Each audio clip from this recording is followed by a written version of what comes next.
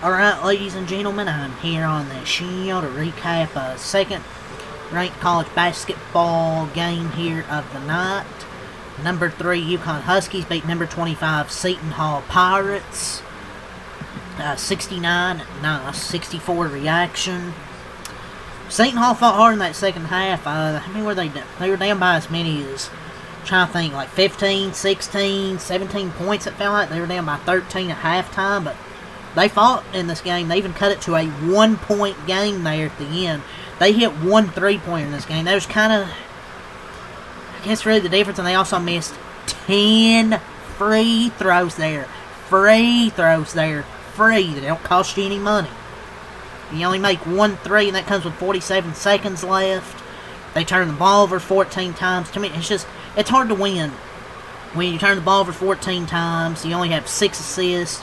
You only make 1 3, 1 of 16. You miss 10 free throws. You allow Uconn to shoot 51%. Their defense got them back in it. You know, they forced 17 turnovers in this game. Uconn missed 10 free throws of their own, and they didn't shoot well from 3. But they made their free throws at the end when they needed them to. DeMary made, I believe, 4 clinching free throws. But Seton gave it their all. I think their last 3 games they've come back from double-digit deficits at halftime. And it was a 3-point game. Braden Mullins blocked the game-tying 3. And then Seton got the rebound, but they missed a shot at the rim, and that was pretty much it. They nailed their 2 free throws. But Uconn survived. A great effort from Seton though, to get back into this one. Seton's a better team than I expected. They were projected to be trash, but they've really fought in some of these games where they're down double digits and they're able to fight back and win these games. Tonight was one of those, just wasn't able to win tonight, but they fought hard. And that's Shaheen Holloway's teams, man. They always fight hard. They great effort to get back this one. They threw pressure, intensity, really kind of threw off the Huskies, but gave Uconn credit. Silas DeMary made the plays he needed to in the final minute, and that block from Braylon Mullins was special. Got a nice block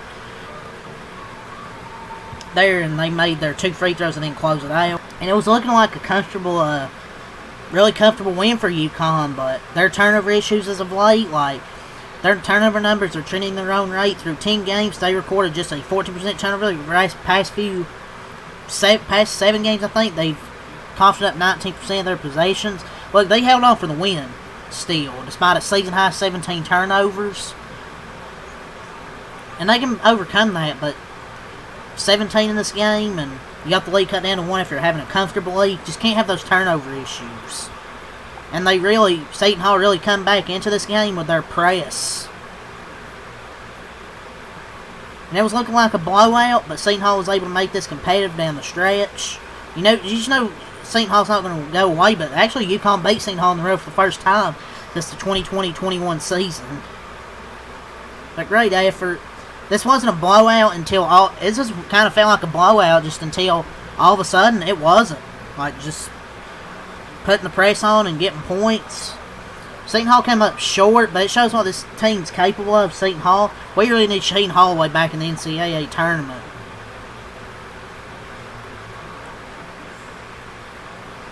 But yeah, this is a really meh game for the most part. Uconn was up by 13 at halftime, and it looked pretty comfortable second half, though. Uconn's just going to whoop them here, but credit Seton to make this as close to a 1-point game. Was down by 1 possession. They got their 3 blocked. That was a hell of a play by Mullins.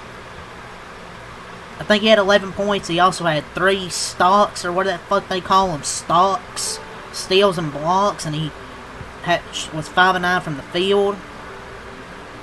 So let's go to the stat sheet here. Fun ending to this game. Seton made it fun instead of it just being a blowout there. So let's go to the stats. Uconn, they improved to 17-1 on the season. They're now 7-0 in the Big East, 7-0 in conference play. They scored 69 points. Nice, not nice.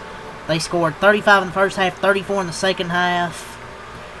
Seton drops to 14-3, 4-2 in the Big East. They scored 64 points. They had 22 in the first half, 42 in the second half.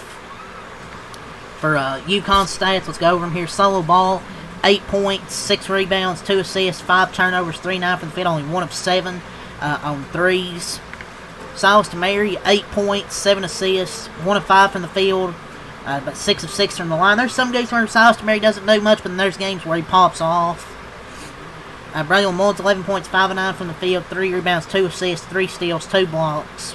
Hit a 3, he was 5 of 9. Terrace Reed, though, had a monster game, 21 points, 9 rebounds, 8 for 13. He was 5 of 13 at the line, but he also hit some clutch free throws, I believe, down the stretch. But he was 5 of 13. Could have had more than 21 points, honestly, but he also had 3 blocks and 4 offensive rebounds. He had a hell of a game. Caravan, 13 points, 4 of 6 from the field, 2 assists, 5 rebounds, 1 for 2 from the 3-point line, 4 for 6. Off the bench, Eric Reeby, 4 points. Jalen Stewart, 2 points. Malachi Smith, 2 points. They shot 51 from the field, 18 from 3, 18%, 3 of 17, 16-26 from the line, 62%, 34 boards, 14 assists, 17 turnovers, 8 steals, 6 blocks, 13 offensive rebounds, 21 defensive rebounds, and 21 fouls. But they really have to clean up their turnover issues, man. They got to clean that up. For Seton Hall, Mike Williams had 16 points, 6 of 16, 1 of 8 from 3, made their only 3 of the game with like 47 seconds left, if I'm not mistaken. Staten McRae, 2 points. Elijah Fisher, 4 points. Adam Clark, 12 points, 6 of 10 from the field. Stephen Payne, 5 points, 2 for 3. Najah Hines, 10 points, 7 rebounds, 3 blocks. Josh Rivera, 4 points. On 0 points. Dejon Simpkins, 2 points. Trey Parker, 9 points, 7 rebounds. And Jacob Darr ran 3 minutes of cardio.